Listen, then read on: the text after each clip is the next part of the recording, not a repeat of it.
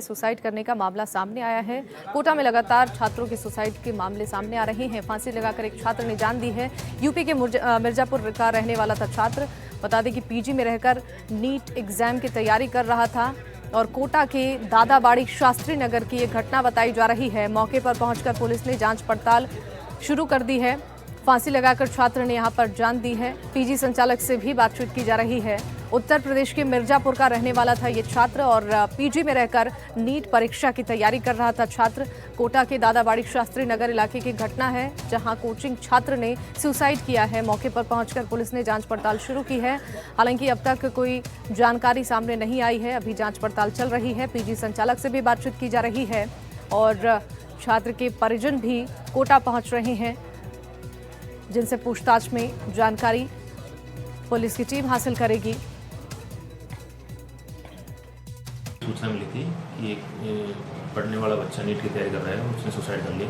इसी इत्तला पर हम तुरंत शास्त्री नगर दादाबाड़ी के मकान पर पहुंचे तो वहाँ उसकी बुआ की लड़की मिली थी। उसने बताया था कि मैं 8:30 बजे के करीब शाम को खाना बोलने के लिए गई थी, तो उसी टाइम में पंखे पर लटका हुआ था। जब उससे मालूम किया तो पता चला कि ये थोड़ा सा उसकी बीमारी भी थी, मस्तिष्क का इलाज भी चल रहा था इसका, और नीट की तैयारी कर रहा था। ये पिछले 2 साल से यहाँ रहकर तैयारी करता है। इसके परिजन अभी यूपी से मिर्जापुर से रवाना हुए हैं, वो दोपहर तक पहुँच जाएंगे। उसके आने के बाद जो रिपोर्ट देगी उसके अनुसार कार्रवाई की जाएगी। और इस खबर पर ज्यादा जानकारी देंगे कोटा से सहयोगी शाकिर अली हमारे साथ लाइव जुड़ चुके हैं। शाकिर, आपसे जानना चाहेंगे इस पूरे मामले को लेकर पुलिस की टीम जांच पड़ताल शुरू कर चुकी है, लेकिन क्या कोई अब तक जानकारी हासिल हुई है? आखिर छात्र ने सुसाइड क्यों किया? मामले का खुलासा अब तक हो पाया है क्या? जी देखिए, परिजन अभी तक कोटा पहुंचे नहीं है। कुछ देर बाद उनके पहुंचने की बात सामने आ रही है कि कुछ देर बाद वो कोटा पहुंचेंगे, तभी स्थिति स्पष्ट होगी। लेकिन पुलिस को एक सुसाइड नोट भी मिला है जिसका पुलिस ने खुलासा नहीं किया है। मोटे तौर पर उसमें ये कहा गया है कि उसने लिखा है कि मम्मी पापा आप खुश रहना।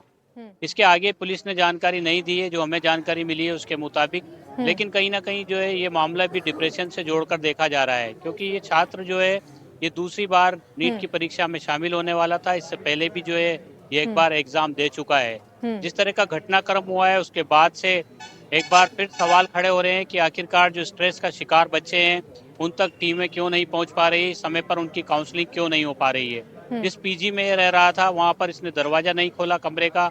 इसकी कजन भी जो है इसके साथ रहती थी। शाम को जब वो लौटी तो उसने दरवाजा खटखटाया। परिजन भी लगातार फोन पर संपर्क करने की कोशिश कर रहे थे। परिजनों का फोन भी इसने रिसीव नहीं किया था। तब पीजी संचालक को सूचना दी गई और उन्होंने पुलिस को बुलवाया, और पुलिस ने जब दरवाजा तोड़ा उसके बाद ये हैंगिंग की पोजीशन में नजर आया। बड़ी बात यह है कि इस पीजी में भी हैंगिंग डिवाइस नहीं लगा हुआ था, एंटी हैंगिंग डिवाइस। तो ये भी एक सवाल खड़ा हो रहा है कि लगातार जो गाइडलाइन जारी की गई है उसमें कहा गया है कि तमाम जो कमरे हैं जहाँ पर बच्चे रह रहे हैं वहाँ पर एंटी हैंगिंग डिवाइस होना चाहिए। यहाँ पर भी नहीं मिला है, तो पीजी संचालक के खिलाफ भी जिला प्रशासन कार्रवाई करेगा और परिजनों के आने के बाद ही स्थितियां स्पष्ट होगी कि आखिर असली वजह क्या रही सुसाइड की। शाकिर, आपसे ये भी जानना चाहेंगे, कोटा में लगातार सुसाइड के मामले सामने आते हैं और इस साल भी कई छात्रों ने आत्महत्या की है।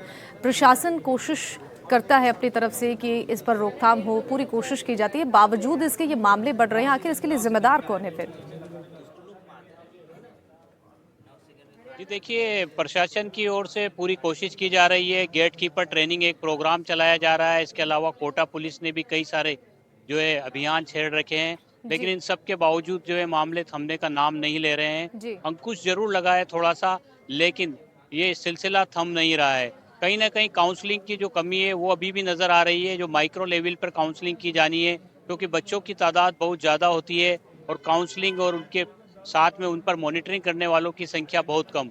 तो कहीं ना कहीं ऐसे बच्चे जो है वो नज़र से चूक जाते हैं, जो स्ट्रेस का शिकार होते हैं और वो आत्मघाती कदम उठा लेते हैं। जब आत्मघाती कदम उठा लेते हैं उसके बाद फिर से जो है तमाम चीज़ों को रिव्यू किया जाता है।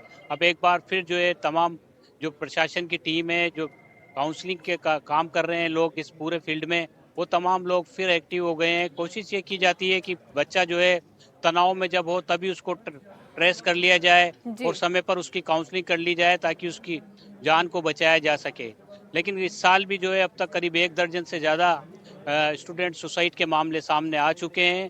थोड़ा सा अंकुश जरूर लगता है, लेकिन ये सिलसिला जब थमेगा तभी जो है पूरी तरह से माना जाएगा कि हाँ कोई सफल अभियान चलाया जा रहा है या सफल जी। प्रयोग किया जा रहा है। तो फिलहाल जो एक बार फिर सवालों के घेरे में कोटा है और एक और कोचिंग स्टूडेंट ने सुसाइड किया है।